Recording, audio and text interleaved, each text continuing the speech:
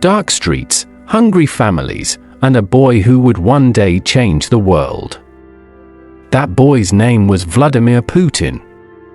His story begins not in comfort, not in safety, but in a city scarred by war, where survival itself was the first lesson of life. Putin was born in Leningrad, a city once called St. Petersburg. At the time of his birth in 1952, the city was still carrying heavy wounds from World War II. Just a few years earlier, Leningrad had faced one of the most brutal sieges in history. Families starved. Buildings crumbled. Death was everywhere. Putin never lived through the siege itself, but its shadow shaped his childhood. His parents carried memories of hunger and loss, and those memories passed silently into him. His father had fought in the war. He was injured, but he returned alive. His mother had nearly died of starvation during the blockade. They were not wealthy, not powerful.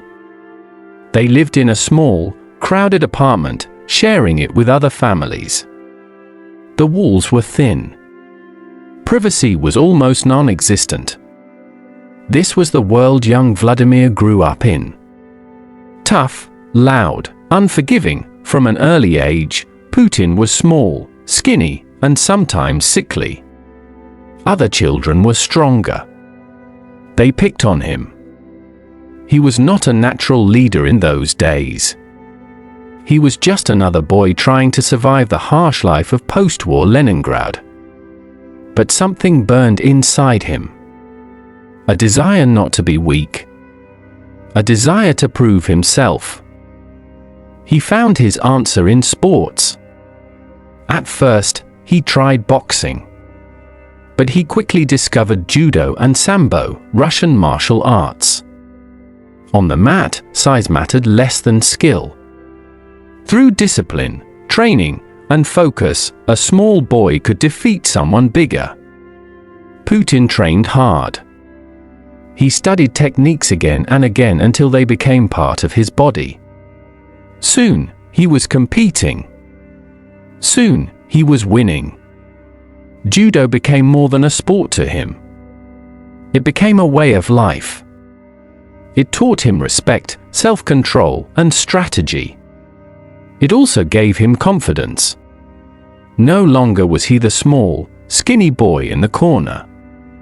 He was someone to be respected. Even as he excelled in sports, Putin was curious about something else: power. Not the kind of power in the gym or on the street, but the power that moved nations, the invisible power of intelligence and control. As a teenager, he read books and watched films about Soviet spies. He was fascinated by the idea of secret missions, codes, and the ability to influence events from the shadows. Other boys dreamed of becoming soldiers or workers. Putin dreamed of joining the KGB, the feared and powerful Soviet security agency. It was not an easy dream. The KGB did not take just anyone. They wanted the best. The most loyal, the most disciplined. But Putin was determined. He even went to the KGB offices in Leningrad as a teenager and asked how he could join. The officers laughed. They told him he had to serve in the military or study law first. So he set his path. He enrolled at Leningrad State University to study law, focusing on international law. This gave him the skills he needed for intelligence work. It also connected him with important people, professors, and party officials who noticed his discipline and ambition. At the university, Putin was not the most outgoing student. He was serious, quiet, and focused. But he stood out in another way: his loyalty. He joined the Communist Party, as was expected, but he also kept his eye on the bigger goal. When the KGB came looking for recruits, Putin was ready. They saw in him a mix of intelligence, discipline, and physical toughness. In 1975, after graduating, he was accepted into the KGB. For young Vladimir, it was a dream come true. His early years in the KGB were not glamorous. He started with basic assignments, watching people, collecting information, analyzing documents. It was not like the spy movies he loved. It was slow, methodical, often boring. But he worked hard, learned quickly, and earned the trust of his superiors. He became an expert in counterintelligence, learning how to detect and stop foreign spies inside the Soviet Union. By the mid-1980s, Putin was sent abroad. He was stationed in East Germany, in the city of Dresden. This was a time when the world was divided by the Cold War. On one side was the Soviet Union and its allies. On the other side was the United States and Western Europe. Germany was at the very heart of this divide. East Germany was communist, West Germany was free. The Berlin Wall cut the country in half. For a KGB officer, Dresden was an important but tense place. In Dresden, Putin lived a double life. On the surface, he was just another Soviet official. In reality, he worked in secret, gathering intelligence, recruiting informants, and protecting Soviet secrets. But life there was not without fear. Western spies were everywhere. The East German government itself was unstable. And ordinary citizens were restless, dreaming of freedom. Putin saw this up close. He saw the cracks forming in the system he had sworn to protect. One of the most dramatic moments in his life happened in Dresden in 1989. The Berlin Wall was falling. Crowds of people were rising up. The East German government was collapsing. Angry protesters surrounded the KGB office where Putin worked. They demanded change, freedom, the end of communist control. Inside the office, Putin and his colleagues feared for their safety. They burned documents, destroyed files, tried to erase secrets before the mob could storm the building. Putin even went outside to face the crowd. He spoke calmly, telling them not to enter. At that moment, he was alone, with no backup. The Soviet Union had already begun to abandon East Germany. Moscow would not help. Putin later said that this experience taught him one powerful lesson: when the state is weak, chaos takes over. That memory stayed with him for the rest of his life. After the fall of East Germany, Putin returned to Leningrad. The Soviet Union itself was beginning to collapse. The system he had served faithfully was crumbling. For many, it was a time of despair. But for Putin, it was also a time of opportunity. He still had ambition, discipline, and connections. He would need to use them all in the new world that was coming. In the early 1990s, Putin left the KGB officially. He entered politics, working with the mayor of Leningrad, Anatoly Sobchak. Sobchak was a reformer, someone who believed in opening Russia to the world. Putin became his assistant, responsible for international relations. He was loyal, efficient, and careful. While others sought fame, Putin stayed in the shadows, quietly making things work. This made him valuable. It also taught him the ways of politics, alliances, betrayals, and the constant struggle for power. Step by step, Putin rose higher. From a small apartment in Leningrad, from the martial arts mat, from the shadows of the KGB, he was now moving into the world of Russian politics. A world just as dangerous as the spy games he once played. The Soviet Union was gone. The red flag had been lowered from the Kremlin. In its place was chaos. For millions of Russians, the early 1990s were years of confusion, hunger, and fear. The economy collapsed. Shops stood empty. Criminal gangs fought in the streets. Ordinary families who once had little now had nothing. It was in this storm that Vladimir Putin stepped out of the shadows and into the rising world of Russian politics. After leaving the KGB, Putin worked closely with Anatoly Sobchak, the mayor of St. Petersburg. Sobchak was a reformer, but he was also a survivor in the dangerous new Russia. Putin became his trusted aide. He was not flashy. He did not give big speeches. But he made sure things got done. He arranged trade deals. He managed international contacts. He built networks quietly, carefully.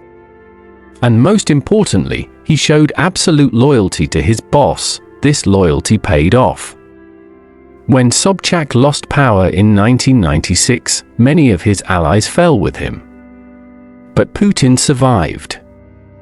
He had built a reputation as someone reliable, discreet, and efficient. In Moscow, powerful people noticed him. Soon, he was invited to the capital. That single move changed his life forever. In Moscow, Putin's rise was steady but fast. He entered the presidential administration, working under President Boris Yeltsin. Yeltsin's Russia was weak and chaotic. Corruption spread everywhere. The old Soviet system was gone, but nothing strong had replaced it. Yeltsin himself was sick, tired, and often unable to lead. The people around him fought for influence. But among them, Putin stood out. He was quiet, disciplined, and absolutely loyal to whoever he served. He didn't seek the spotlight, but he got results. By 1998, Putin was named head of the FSB, the successor to the KGB. He returned to his roots in intelligence, but now with far greater power. He reorganized the agency, strengthened it, and proved he could handle responsibility at the highest level. Not long after, Yeltsin made him Prime Minister of Russia. To many Russians, Putin was still unknown, a small man with a quiet voice. But behind the scenes, he was preparing for the role of a lifetime. The late 1990s were dangerous for Russia. Terrorist attacks shook the country. In 1999, a series of apartment bombings killed hundreds of people in Moscow and other cities. Fear spread everywhere. Who could protect Russia? Who could bring back stability? Putin stepped forward. He promised strength. He promised safety. He launched a war in Chechnya, a region fighting for independence from Russia. His actions were tough, decisive, and ruthless. Many in the West criticized him, but in Russia, people saw him as a man who would defend the nation when others were too weak. Then came the turning point. On December 31, 1999, Boris Yeltsin shocked the world by resigning. On that very day, he announced that Vladimir Putin would be the acting president of Russia. A quiet man from Leningrad, once just a martial arts student and KGB officer, was suddenly leading one of the largest countries on earth. At first, many doubted him. Could this small, unknown figure really rule Russia? But Putin moved quickly. In March 2000, he was officially elected president. His message was simple: order, stability, pride. After years of chaos, many Russians were ready to follow him. As president, Putin used both charm and fear. He rebuilt the Russian state. He cracked down on powerful businessmen known as oligarchs, bringing them under his control. He strengthened the military. He reasserted Russia's power on the world stage. Oil and gas revenues filled government coffers, giving him the resources to rebuild the economy. For ordinary Russians, life improved. Salaries rose. The chaos of the 1990s faded. People felt proud again. To many, Putin was not just a president, he was a savior, but power always comes with shadows. Putin controlled television channels, silenced critics, and weakened independent media. Those who opposed him often found themselves in trouble. Some went to prison. Others fled the country. A few died under mysterious circumstances. Putin's Russia was stable, but it was also tightly controlled. On the world stage, Putin became both respected and feared. He challenged the United States and NATO. He defended Russian interests abroad with confidence, sometimes with aggression. Leaders in the West were often unsure how to handle him. Was he a partner or was he an adversary? Putin liked it that way. He wanted Russia to be seen as strong again, never weak, never ignored. One of the most dramatic moments came in 2014, when Russia annexed Crimea from Ukraine. The move shocked the world. Western nations called it illegal. Sanctions were placed on Russia. But at home, Putin's popularity soared. Russians saw it as the return of lost glory, the reclaiming of land they believed was theirs. Putin had given them pride, and they loved him for it. As the years went on, Putin stayed in power, sometimes as president, sometimes as prime minister, but always as the true leader of Russia. He changed laws to extend his rule. He built a system where loyalty was rewarded and opposition was crushed. His face became the symbol of modern Russia, yet behind the power, behind the image of strength, there remains a question. Who is Vladimir Putin, really? Is he the boy who grew up in poverty, determined never to be weak again? Is he the loyal KGB officer, trained to live in the shadows? Is he the leader who saved Russia from collapse, or the ruler who silenced his critics? Perhaps he is all of these things at once. What cannot be denied is this: Putin's story is one of survival, ambition, and the relentless pursuit of power. From the dark streets of Leningrad to the Kremlin's golden halls, he rose higher than anyone expected. His journey reflects not only his personal will, but also the struggles of Russia itself, a nation caught between past and future, chaos and control, weakness and strength. And even today, the story is not finished. Vladimir Putin remains at the center of global events, his every decision watched by millions, his every move shaping the future. Where will his path lead next? That is a question only time can answer. I share stories like this every day. Subscribe so you don't miss the next one.